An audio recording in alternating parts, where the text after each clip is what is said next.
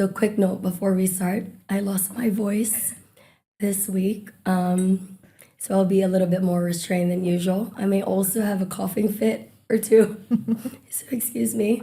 But we didn't want to push this conversation because we have a very special guest in town. Michelle and I are joined by Sophia Chang, artist and illustrator.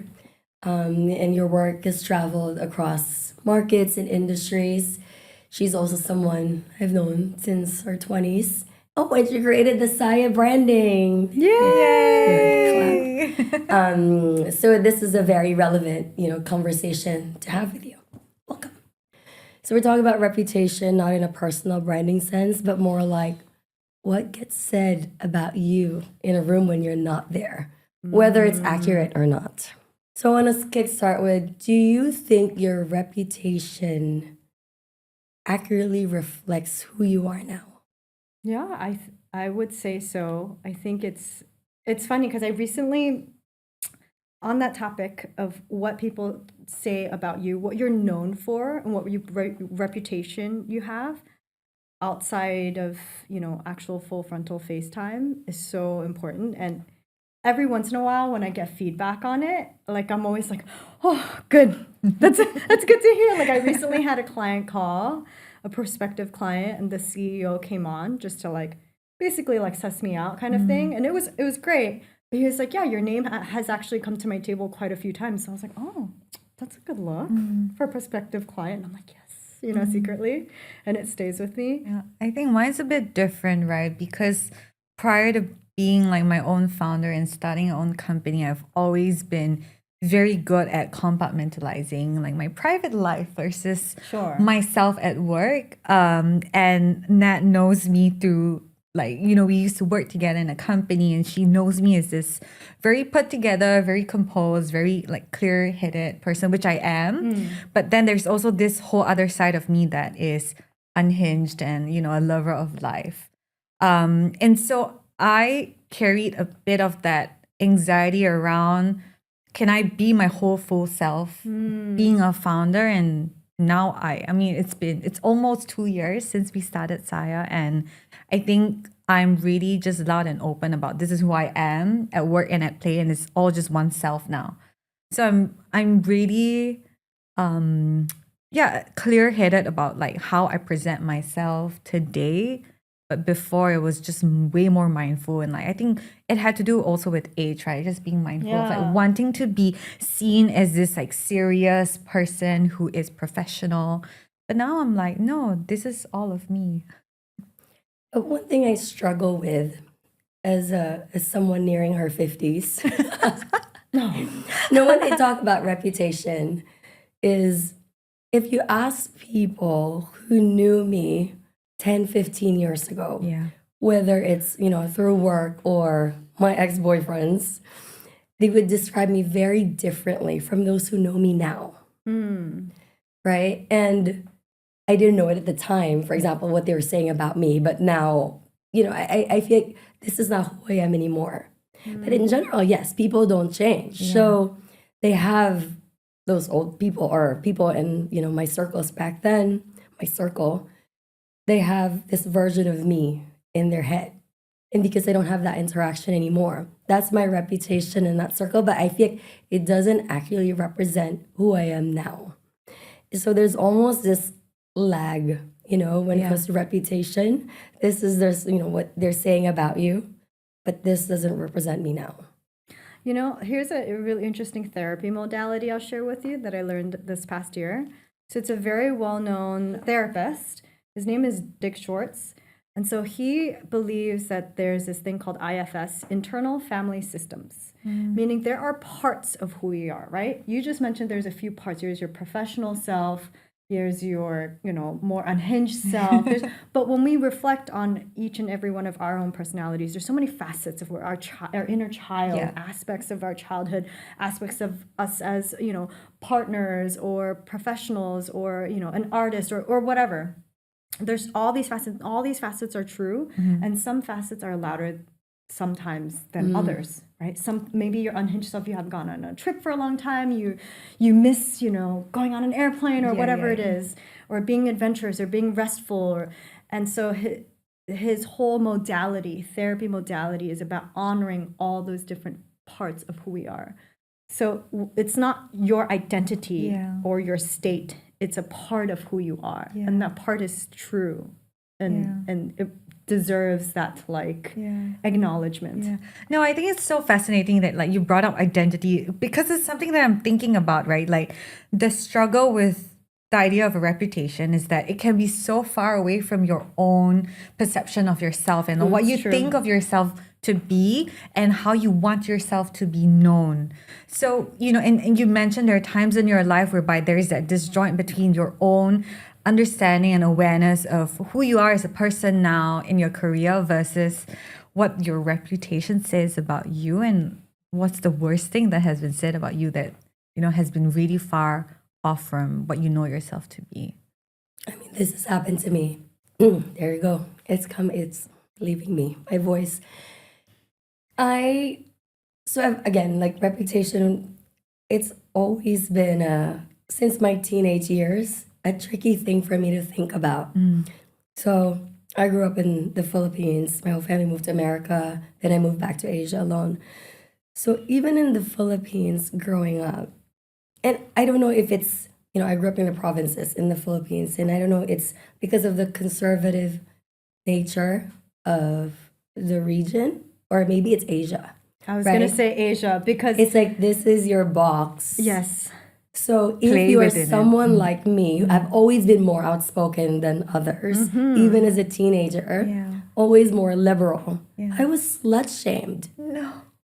Because of that. Like at a very young age, I was called, although I was in honors class, but I like to have fun. I go out with my friends. And I didn't know this until much later in life, that they thought I was can I say this? So I'm messing around. Yes. This is not how I am, but this is how people perceive me as. That's how they choose to see me. Yeah. And I just had no control of it, because it happened against me when I moved back to Asia and in my professional career. I was too aggressive.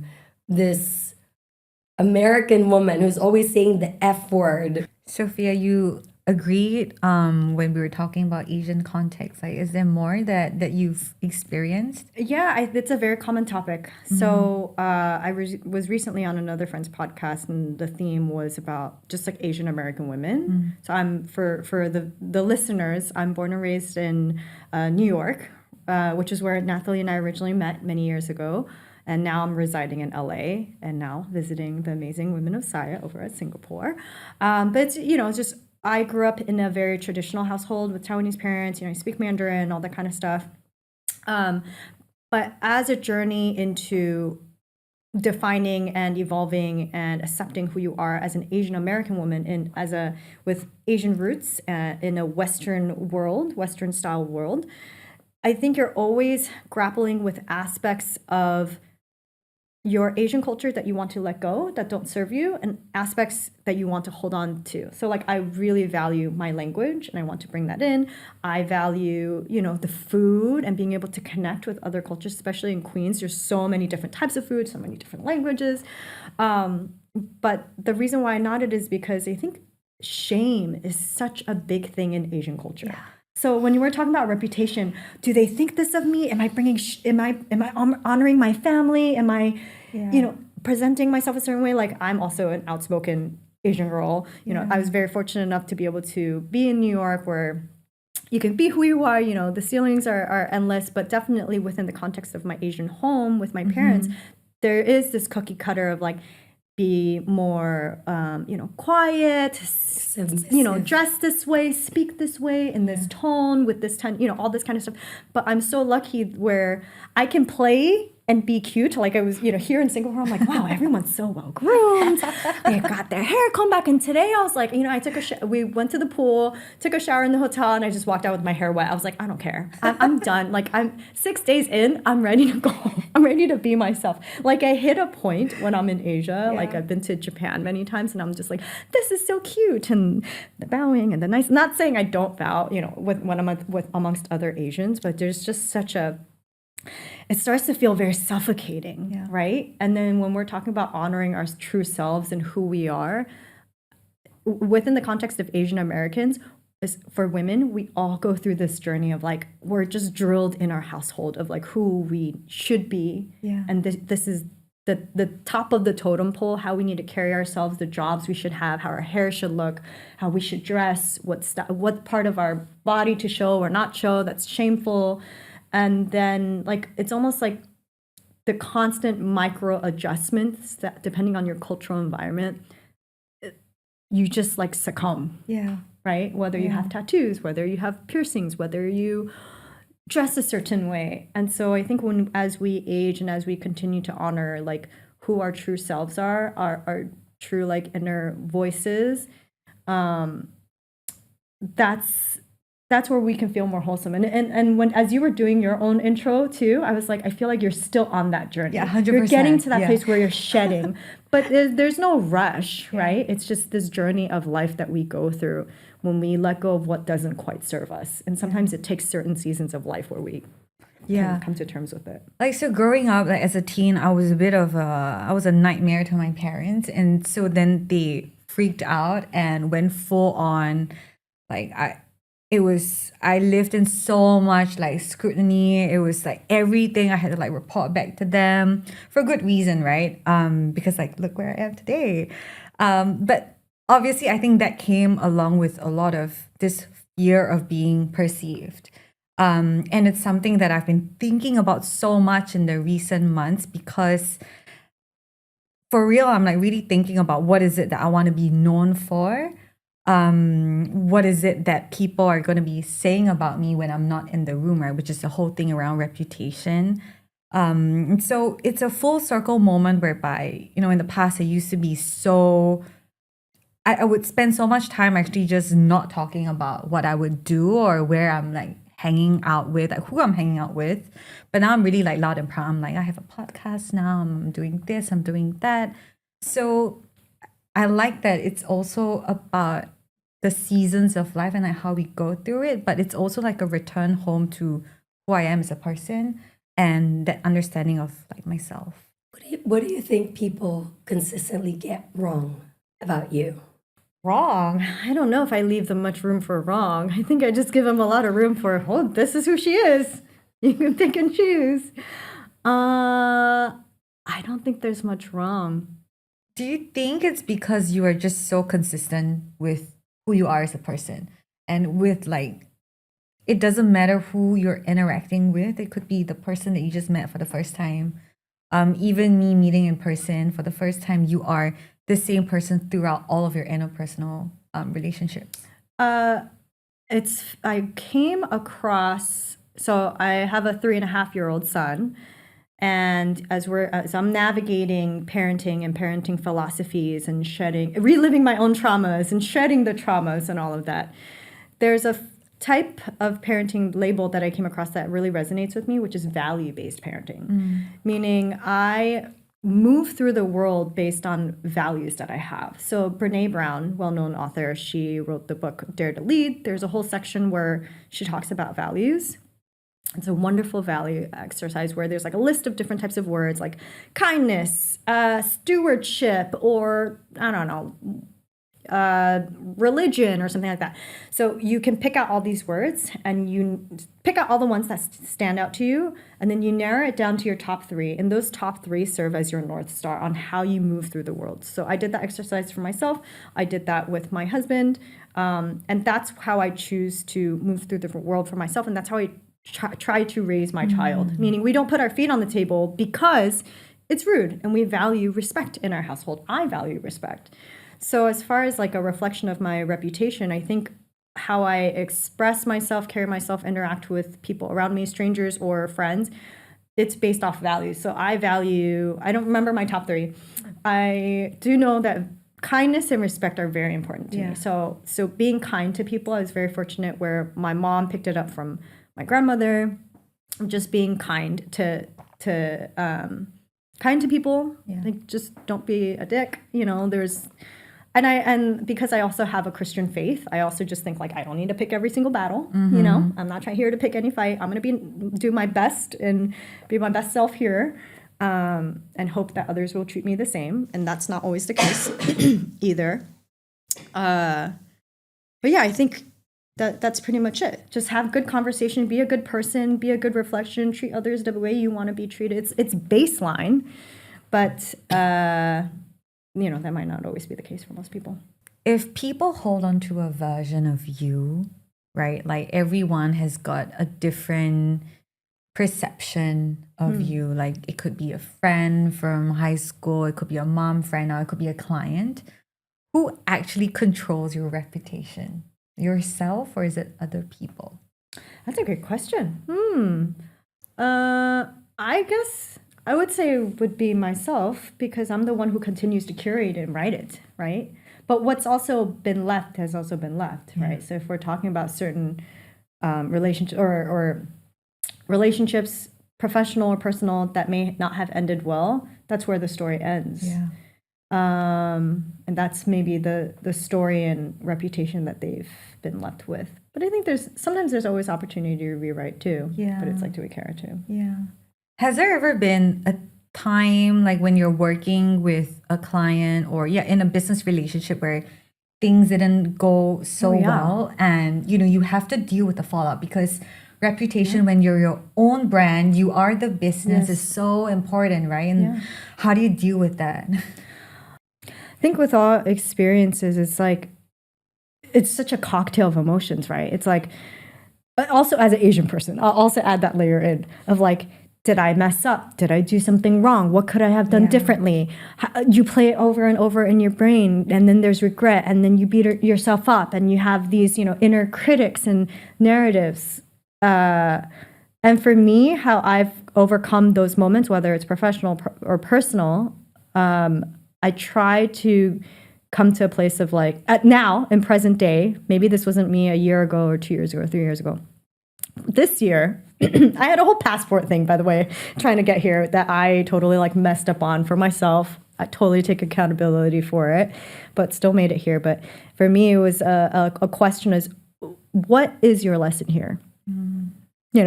What is my lesson here in this situation? What can I learn from? Instead of replaying and beating yourself up and sulking with the regret, you can flip the script a bit where it's like, there's a lesson here. What is the lesson? And what are we going to take with us moving forward when this happens again? Or if, whatever, all this kind of stuff. So it helps me shift my perspective and my thinking and think of it as a gain. But inevitably, you're working in a professional context, you're working with people. That's just part of human relationships. And everyone has their own side of truth, right? Even though yours probably is more true. We all have our own sides of truth. So, and it's also my own personal growth of maturity as well. So, like one of the really early lessons that my mom taught my sister and I is that people are always going to be saying something about you, and you can never control like what they say. But what you can control and what you have full agency of is how you choose to react to it. And so I think it's because I was raised in that manner. I kind of have a very attitude to it. If I conduct myself to the degree that I know myself to be, and that I've got integrity and I'm happy with how I've done that, I never want to be in a position where you're making me second guess all of my behavior just because maybe we don't see eye to eye. And there was a really it's a story that Nat knows this, but I think she got feedback about me when we were working together from someone, and she was like, this is not the Michelle that I know at all. So whatever that you're saying, like, I don't agree with it. And it's based on your own experience. And when she told that to me, of course, I was kind of like, no, I disagree. But then it's the whole, let them say this, but hold yourself to a higher standard, like be the bigger person, right? So it's never easy, but I think I agree with you that you're the one that controls your reputation the most. And ultimately, you are writing your own story, and you're the one that you get to write the next chapter as well and not just linger on all the things that have been said about you before. If they're good things, amazing. But if there are not so good things, what's the lesson there? I love that so much. Like this, I did this exercise. It was like a 12-week program. You're doing a lot of like these things. I love. No, I just love. Interesting. I'm just interested. I personally love these things. It's so not you're into self-development and like.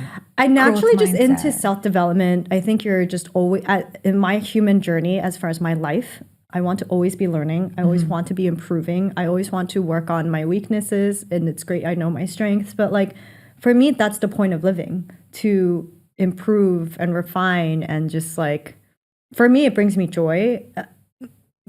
Well, there's times where I get frustrated too. Let's be honest too. But yeah, there's this reflective parenting course that I did.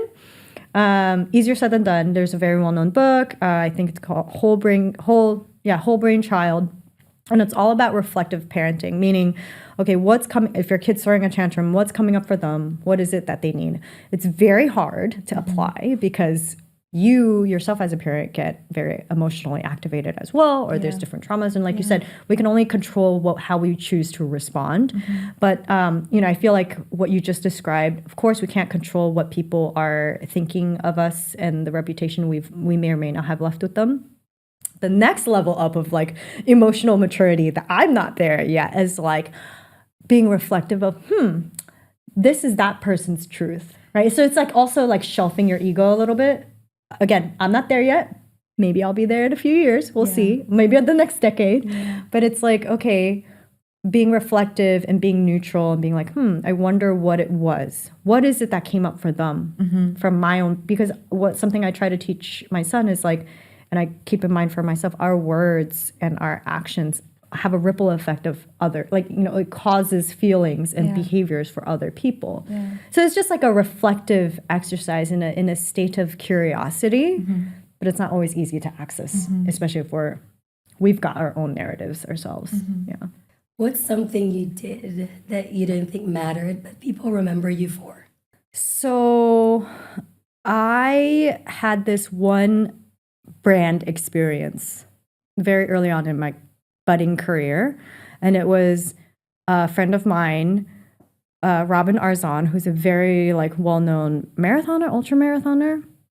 She's I think she's like VP over at like Peloton now, but she was a runner. I didn't really know anything about the running scene, and she was working closely with Nike, and she had invited me to a Nike run. This is when like Nike was doing all these like early run club, scene-y kind of stuff. So I got invited. I got a pair of Nike Frees sent to me, free runs. And then I had like this like night headband, flashlight thing. And mind you, at that time in my life, I could not even like run down around the 4 blocks of New York City, a regular block in Queens, not Manhattan. And so I got invited to this thing. I'm like, okay, cool. And there's like cameras, cool. Like it was like not even influencer. It was just like show up event. And I've never done that. I was freshly out of college for the most part.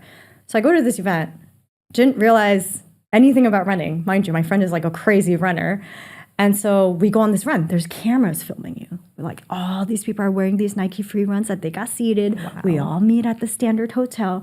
We run through New York City, through Chinatown, across the bridges. They're taking pictures for you along the way. They're feeding us. It was like an activation, And I had Instagrammed it all along the way. I was like, oh, this is cool. This is very early Instagram days. This is maybe 2013, 2014.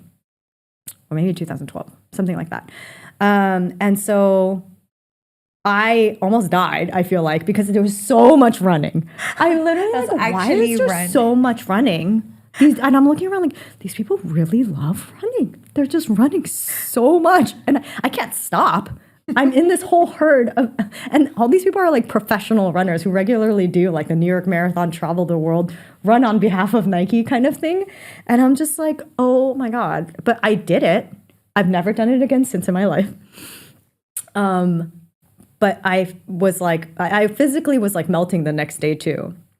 Years later, I had learned through a friend or someone who followed me on Instagram, they had started a run club in Toronto. and it's called like Midnight Runners. Because they were inspired by what I was posting on my Instagram because we were running at night. So they started a run club called Midnight Runners in Toronto where they run at night with headlamps. And I was like, what? I was like in complete shock. So many lessons there. One, I was like, wow, the power of social media.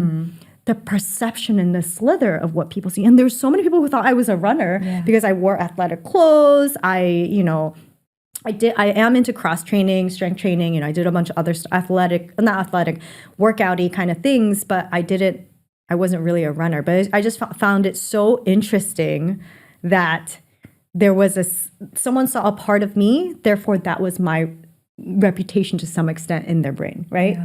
So even if we're talking about like reputation in everyday interactions, if you're in like a bitchy mode and you had a really shitty morning, you're gonna kind of be a bitch to someone, and that may be the reputation that you leave with them. Not saying I haven't done that before too. I for sure have done that as well. Was that what made you start thinking super carefully about the things that you're associated with? Yes, there's that. How you carry yourself is always something, right? In high school, it would be like dress for success, or, present yourself in the way that you want, what you want to be attracting. Obviously that example. And I've just, as my career grew, along with my social media presence, organically, like there's definitely different types of feedback that I've heard where I find very interesting. Like I had a friend of mine, Bobby Hundreds, he met someone who was wearing a brand that I had posted, and then he mentioned it to the person, and the person was like, oh yeah, I follow Sophia. I just buy like everything she posts. And I'm like, what? That's crazy. I just find it, and then it just makes you think about, the power of influence and all this kind of stuff, which I've personally also bought things that I've seen influencers post, right? And it doesn't look as good on me, once I've gotten it home. But I just find that very interesting. It's really a place to be curious about for myself as a consumer. And someone who works with brands, as someone who also shares and has, developed their own kind of following as well, and the power that you ultimately hold. So when something comes your way, right, like a client or potential project, what is the quick gut check that you do and like list of questions that you run through in your head before you decide that your name is going to go along with it? Well, values is very important, right? So there's certain brands that I may or may not want to work with because I don't align with certain values of theirs. So that's one. Two, the check. Straight up, like, how good is the bag? We got to be mindful of that. But yeah, I think with values, it's like ethics, integrity, right? So that's always first and foremost. And then it's the bag. And then I don't know how to really label this, but this comes with just my own personal growth and experience of like, sometimes I say yes to a job and then I just hate myself the entire time I'm doing the job, right? We've all been there, especially when you work for yourself. And it's almost like you see the red flag, but you still committed yourself to the red flag. And yeah, and again, the end of that, what's the lesson? The lesson is honoring that inner voice, right? Honoring that whatever it is that's not aligning with you. And I feel like the fourth layer to it is bandwidth. Earlier on in my career, I would say yes to a lot of things and then really be past my threshold in many ways. And I still go through seasons of it as well, especially when you're like a freelancer, you eat what you kill. When it rains, it pours. You got to take what you can get, right? There's all the sayings. But being very mindful of my threshold. And even at lunch, I was just like, I feel like I'm finally in a really good place where I'm catching like a healthy rhythm of bandwidth, what type of work I'm doing, where it's serving myself, and continuing to build career and still finding that work-life balance and all of that. Yeah, when we think about reputation, there is what you're saying, it's the responsibility to do the right thing, but there's also responsibility to yourself, to your own circles, right? And your own values. Is there something that you've turned down that most people would absolutely jump at? Well, I don't know. Should I share that Well, I was recently approached by a globally known footwear brand. And and there was a lot of interest in working on something together. There was no actual formal like proposal or anything. They actually wanted me to come back to them with something. And we were in conversations about a marketing related activation. At the time, a footwear design collab wasn't really on the table. They didn't seem like they wanted to do it. So there was a lot of conversation. There was a lot of back and forth, months and months. And they ultimately like scrapped the whole marketing concept, and they were like, let's just do a footwear collab. And the check was about the same. The check was good, you know, it wasn't bad. But I was also just at a point, I am at a point where I'm just like, there's certain footwear, this specific collaboration that was on the table with this brand, I didn't feel like I needed at this point in my career. I was very enthused and interested in the marketing activation opportunity that I had scoped out. And I was more interested in bringing that to life than just doing another product related collab. And so I had turned it down. Yeah.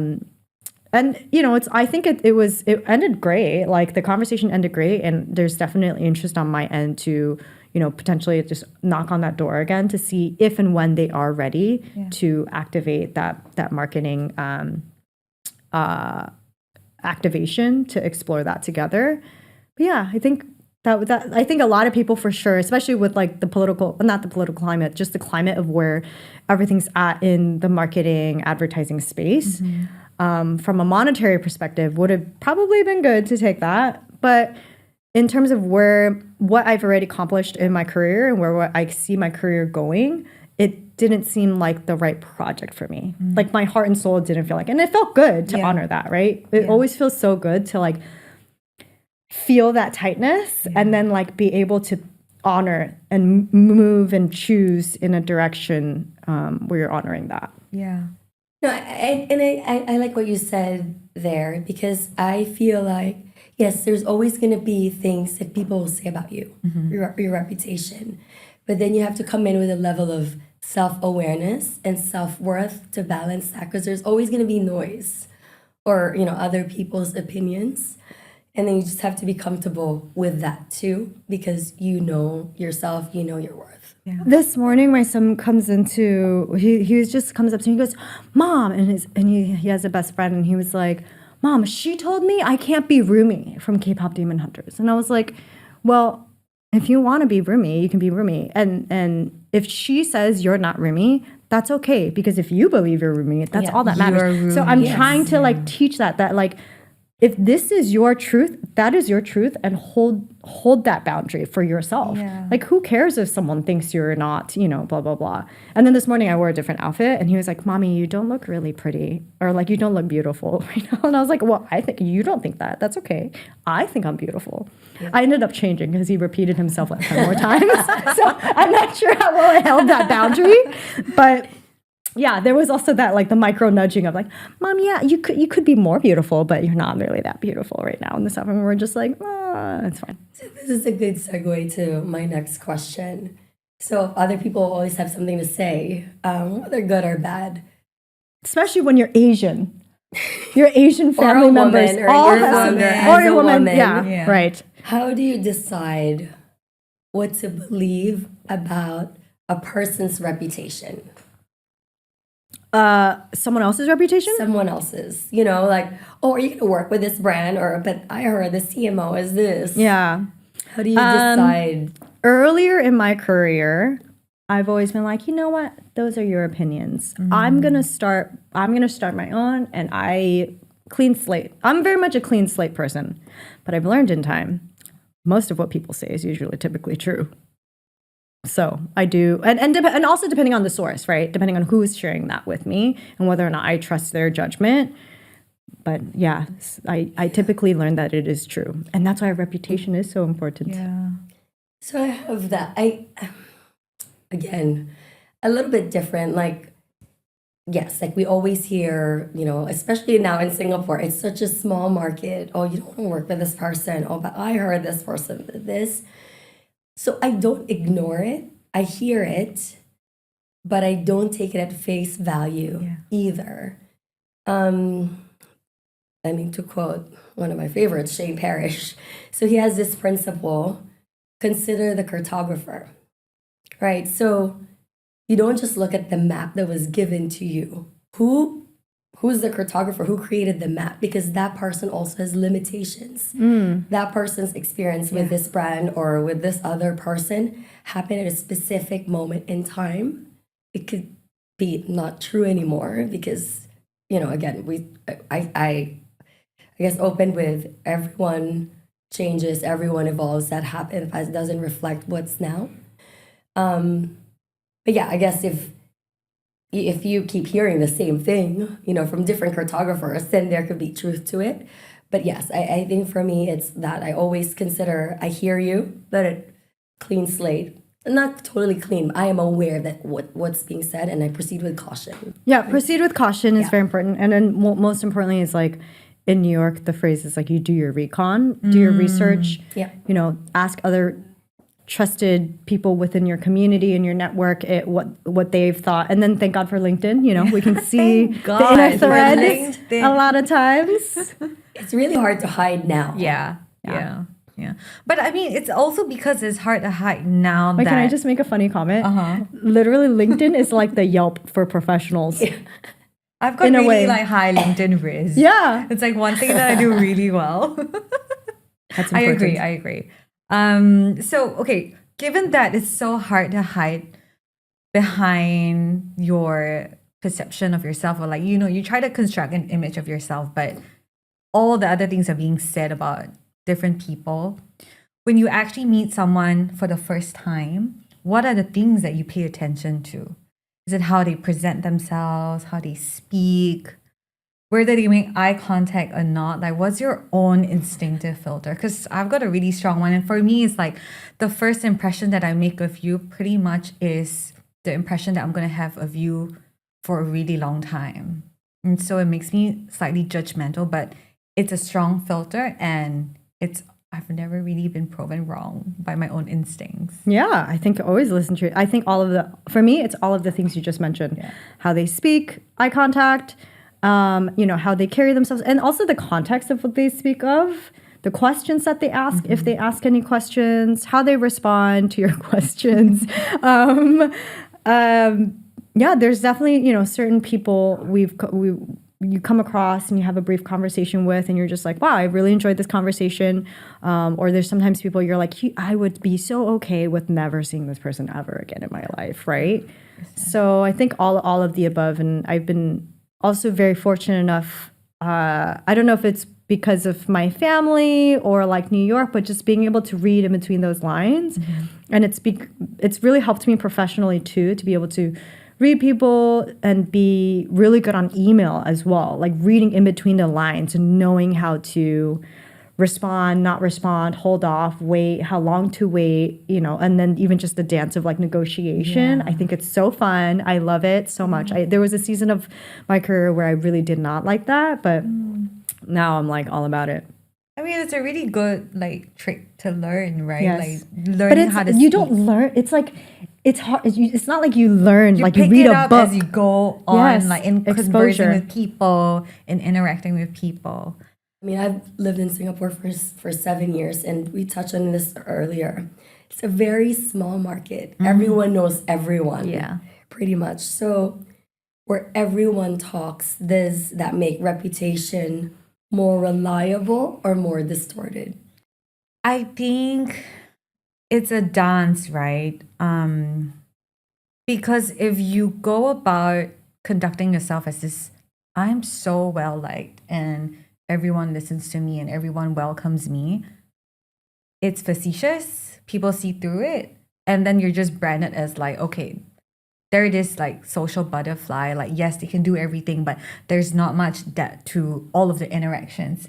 And when you think about it in a business relationship, the reputation matters even more, because it's not just who I know, but because I know this person, I'm also associated with the things around them, the activities that they do.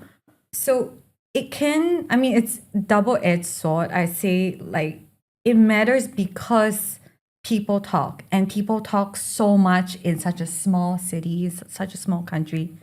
And then you bring it down at an industry level where everyone knows everyone. it's gonna be super hard if you are pigeonholed with that one reputation that you cannot break free from. And so what do you do about that? I think then you have to really take a step back, and how do I start reforming new connections or reforming new ways of engaging with someone. Like, say for example, you're only running around with C-suites and you kind of want to be a learner again. How do you step away from that position of being seen as this really removed, distant leader to someone that actually wants to learn? Okay, what are people on the ground saying? Like, what are the rest of my employees saying? What are junior staff saying? So I think there is that. Because it's small, there's also the ability to be flexible, but then pick the right rooms to show up in. I think the lesson here is you can't just show up in every single room and feel like you want to be liked in every single room. Like, pick like one to three rooms and own your space within that. Lean into the identity that feels like the truest, and go from there. I think a lot of times, even just within reputation, it's also how you deliver. So you can talk about network, you can talk about relationships, you can talk about how someone carries themselves and all of the above. But at the end of the day, it's what is your output?